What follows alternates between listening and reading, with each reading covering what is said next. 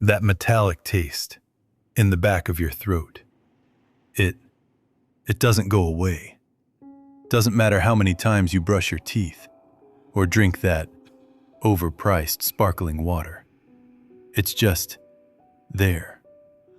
You wake up in a bed that costs more than a luxury sedan, and you still feel like, well, like hell. You swallow. Your bedroom's 3,000 square feet of absolute silence. The air's filtered, kept at exactly 68 degrees by some industrial-grade box tucked behind the crown molding.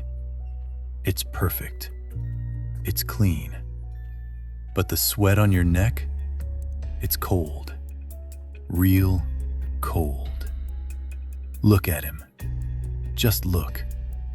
He's sitting on a chair made of hand-stitched leather. This one room, just this one room, it cost more than the entire house he grew up in. You remember that house? Wood rot, leaky roof, always smelled like fried onions and damp carpet. This new place? It's a masterpiece, precision built. And yet, he's sitting there, working his nails until the cuticles are raw and bitten. He's staring at a screen, a number with 8 zeros, and he feels, well, nothing. Actually, it's worse than nothing. It's a quiet, vibrating kind of panic. We've all been fed the same lie since we were 5. It's baked into everything. Simple as that. Hit the next bracket, and the noise stops. The static clears at 7 figures, then 8, then 9. But see, it's a hardware issue. Your brain doesn't have a sensor for net worth. It can't read a bank statement. It only sees the gap between what you've got and what you think you need to stay safe. Wealth isn't a resource. That's just the marketing talk. In reality, once the numbers get high enough, wealth starts acting like a parasite. It moves in. It starts making demands. It slowly replaces who you are with a set of maintenance requirements. You don't own the estate. No, the estate owns your schedule. You don't own the money. The money decides who you're allowed to trust, which, to be fair, turns out to be nobody. The panic's quiet. You reached the finish line, and you realized the race was a circle. Look, think about the kitchen you're standing in. Those marble countertops, quarried in Italy, flown in on a dedicated freighter. They cost more than a teacher makes in a year. Honestly, it's obscene. The Patek on your wrist, it weighs 115 grams. It's heavy. A constant physical reminder of the time you supposedly mastered. But the time? It feels the same. Maybe it feels heavier. Back at 0, well, you had hope. A very specific kind. You could lie to yourself. Tell yourself the tightness in your chest was just about the rent. If the rent was paid, you'd be at peace. Now the rent's paid for 3 centuries. The house is silent. Actually, it's deafening. The hardware in your skull hasn't changed. You're still the same man staring at the ceiling at 4 a.m., wondering why you feel like a fraud. Money didn't fix the glitch. It just gave the glitch a much bigger stage. To be fair, we expected a software update. We thought it'd erase the fear. It doesn't. It just silences the noise of survival. So the internal rot is the only thing left to hear. You ran at full tilt to escape the person you were at 0. You climbed the mountain, pained, exhausted. only to find that same pathetic, anxious guy waiting for you at the top. He's wearing better clothes now. He's still biting his nails. Having things was never the point. You're just a high-resolution version of your own failures. The system? It doesn't care about your comfort. It's a machine built to turn your life into digits. At zero, the machine looks like a ladder. You think you're climbing to a spot where the air is clear. It's a myth. The economy's a treadmill. The more you weigh, the faster it spins. You're not an owner. You're a technician. Once you cross that 10 million mark, things change. You're not just a person anymore. You're an entity. You end up with a family office. Sounds fancy, right? It's actually just a room full of people you pay to make sure other people don't take your money. Your mornings are swallowed by lawyers, tax strategists, risk managers. They use words like optimization. What they really mean is your pile of gold is constantly rotting. Inflation eats it.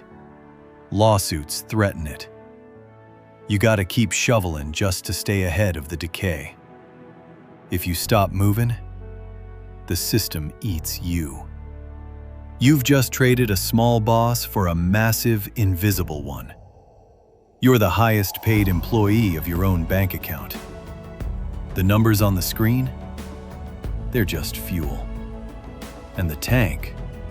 Honestly, the tank is bottomless. Look, think about the meetings.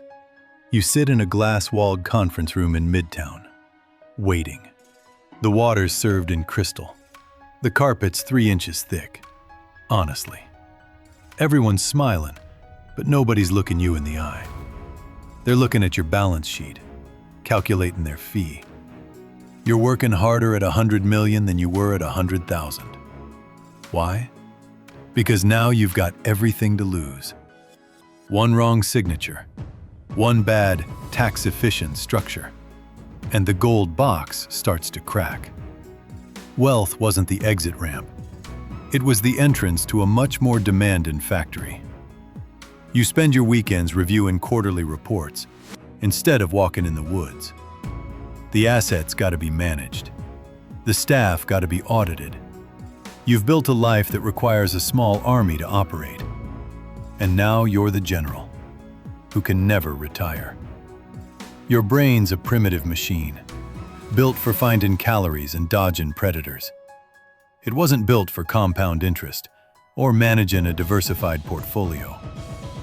Moving from a studio apartment to a 3-bedroom house, it gives you a hit of dopamine for maybe a month.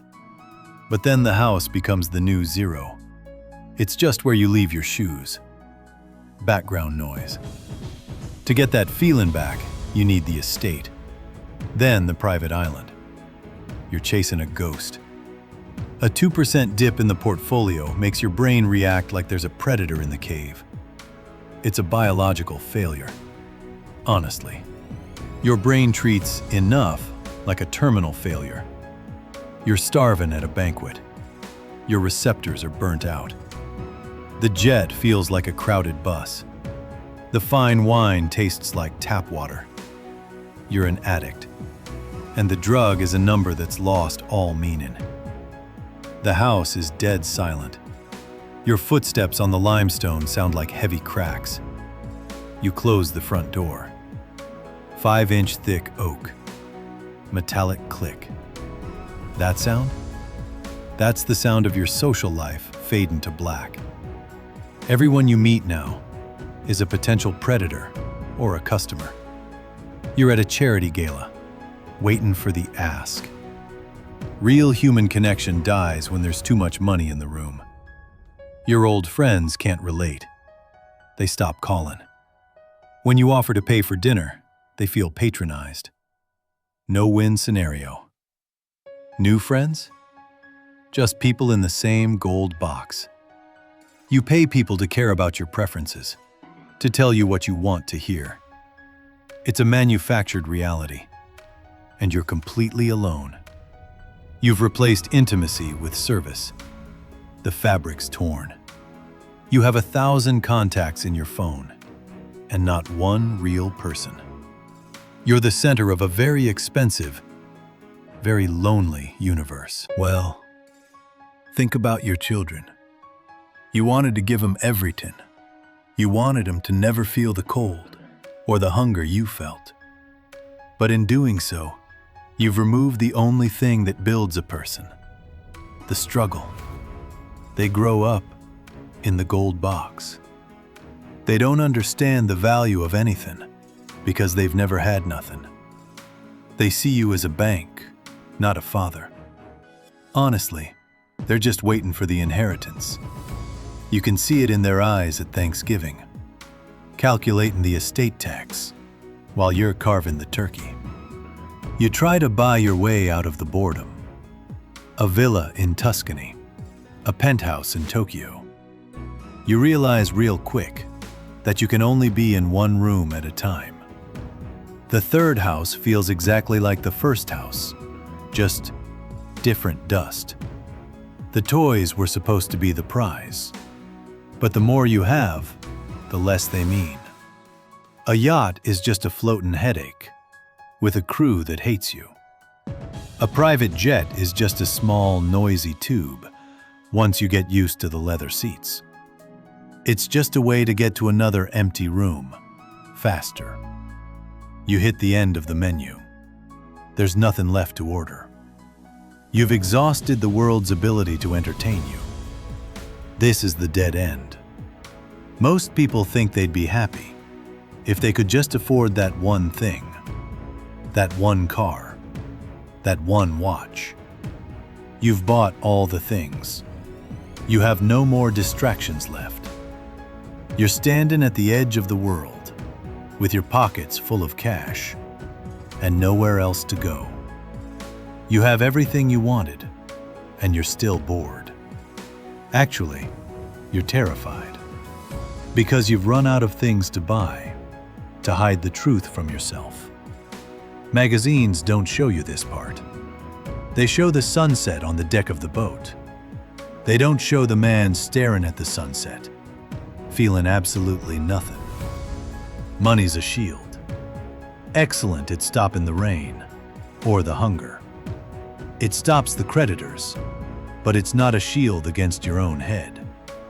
Actually, it's the opposite. It's a magnifying glass. When you're poor, you can ignore the rot inside you. Why? Because you're busy. You gotta find money for the light bill, fix the car just to get to work. The struggle, it gives you a purpose. It gives you an excuse. You tell yourself, I'm only unhappy because I'm struggling. Now, the excuses are gone. The light bill is paid via autopay by a guy you've never met. The car is a $300,000 machine that never breaks. You're locked in a climate-controlled room with the one person you spent your life running from, yourself. There's no more noise to hide behind, no more mountains to climb, no more enemies to defeat. You've conquered the world, but you haven't moved an inch inside your own soul. You're just a man in an expensive suit, realizing the summit isn't a sunny meadow. It's just ice.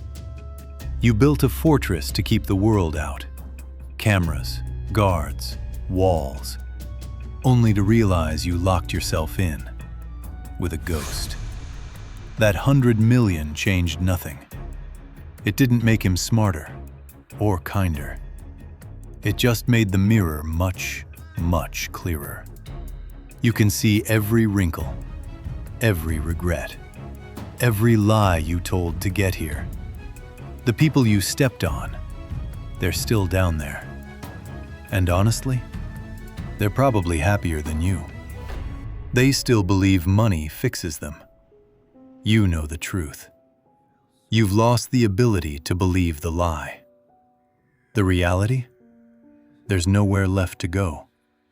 You hit the final layer of the game. You won everything.